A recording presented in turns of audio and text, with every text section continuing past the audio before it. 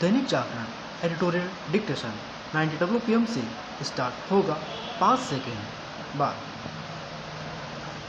Dictation start. America की ओर से आगे बढ़ाए गए युद्ध विराम के प्रस्ताव का ईरान ने जिस तरह उपहास उड़ाया, उससे लगता नहीं कि दोनों देशों के बीच कोई सार्थक बातचीत होने वाली है।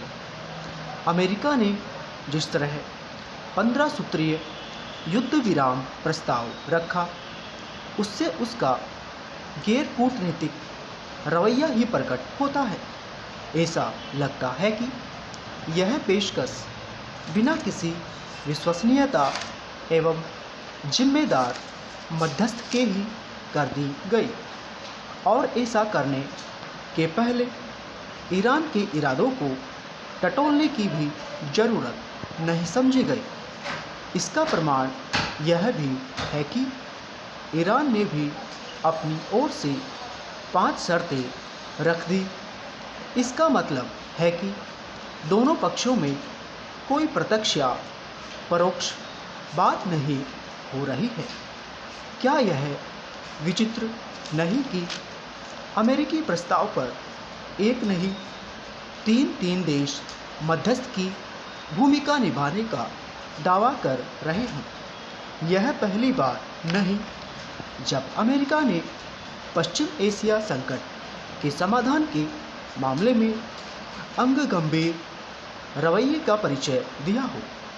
इसके पहले अमेरिकी राष्ट्रपति ने ईरान से सार्थक बातचीत का हवाला देते हुए 5 दिनों तक उसके बिजली संयंत्रों और ऊर्जा ठिकानों पर हमले टालने की घोषणा की थी। अमेरिका की ओर से इजराइल के साथ मिलकर ईरान पर हमला बोलने के बाद से अमेरिकी राष्ट्रपति ट्रंप की ओर से किए गए विरोधाभासी दावे उनके स्वभाव के अनुरूप अवश्य रहे, लेकिन उनसे वे एक किंग कर्तव्य निमोड़ राष्ट्रपति ही अधिक दिखे। कभी कभी तो यह भी लगा कि ट्रंप इस ताक में है कि किसी तरह अपनी जीत की घोषणा करके युद्ध से बाहर निकल आए। सच जो भी हो, वे अपनी विश्वसनीयता खोते जा रहे हैं।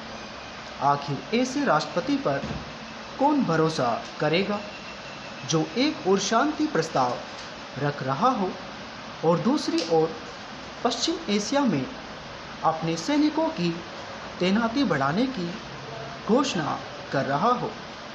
बहुत दिन नहीं हुए जब वे ईरान के हार मान लेने के दावे कर रहे थे।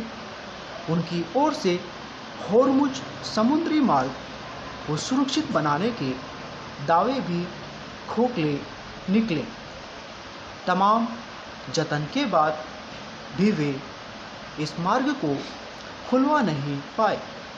इस मार्ग के बाधित होने से ऊर्जा संकट बढ़ने पर उन्होंने जिस तरह पहले रूस और फिर ईरान को तेल बेचने की छूट दी, उससे उनकी व्यवस्था ही झलकी।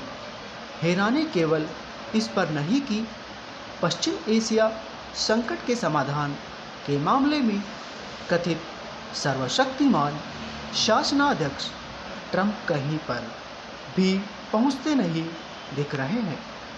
हैरानी इस पर भी है कि इस संकट को हल करने में संयुक्त राष्ट्र सुरक्षा परिषद निष्क्रिय और नाकाम दिख रही है। यह देखना दयनीय है कि अमेरिका और इजराइल द्वारा ईरान पर हमले शुरू करने के लगभग 2 सप्ताह बाद सुरक्षा परिषद तुरंत संघर्ष रोकने की अपील भर कर सकी। ऐसे में बेहतर होगा कि युद्ध विराम के लिए अमेरिका किसी ऐसे विश्वसनीय मध्यस्थ की तलाश करे जिस पर ईरान का भी भरोसा हो।